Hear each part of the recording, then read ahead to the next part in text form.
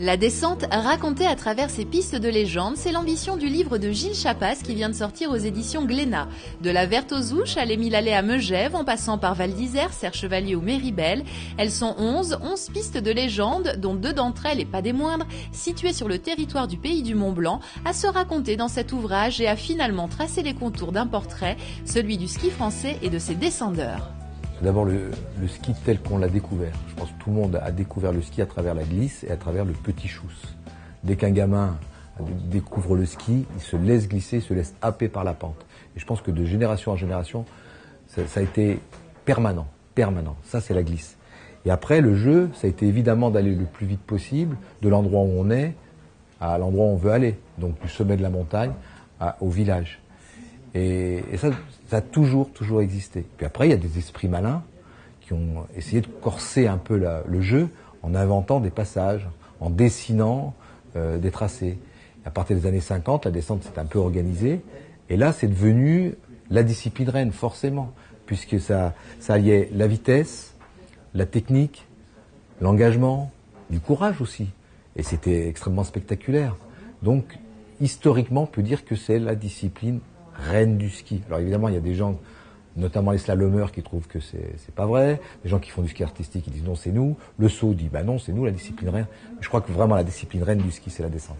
Caractéristiques techniques, évolution du tracé, événements fondateurs et finalement témoignages. L'histoire de chacune de ces 11 pistes françaises s'écrit grâce à tous ceux, jeunes ou moins jeunes témoins, champions d'hier ou d'aujourd'hui, qui ont bien voulu livrer un peu de leurs secrets et surtout de leurs expériences. L'auteur et son éditrice ont réalisé un travail de collecte d'informations absolument phénoménal. Il faut rencontrer aussi en face de nous, en face de cet auteur et de cette éditrice, des gens qui ont envie de délivrer leur savoir, leurs anecdotes, leurs histoires, et ce qui n'est pas nécessairement très simple de rencontrer les bons interlocuteurs. Ce sont les 2 stations de Megève et des Ouches qui ont initié la création de cet ouvrage consacré à une discipline qui a aussi contribué à faire connaître leur domaine skiable un peu partout dans le monde sous cette facette de la compétition. Mais cet ouvrage n'est pas seulement la carte d'identité de terrain de jeu qui ont vu s'affronter les skieurs les plus chevronnés. C'est avant tout le portrait de pistes qui ont su s'imposer dans les mémoires par l'engagement, le courage et le respect de ceux qui les ont défiés. Le terme de légende se définit comme un récit fictif faisant appel au merveilleux. Ici, le décor et les acteurs sont bien réels, les émotions aussi, pourtant elles emmènent dans leurs traces ce petit plus qui touche au fabuleux et à l'extraordinaire. Les pistes qui ont accueilli des grandes compétitions sont des espèces de pièces de musée ou de statues très importantes dédiées au ski.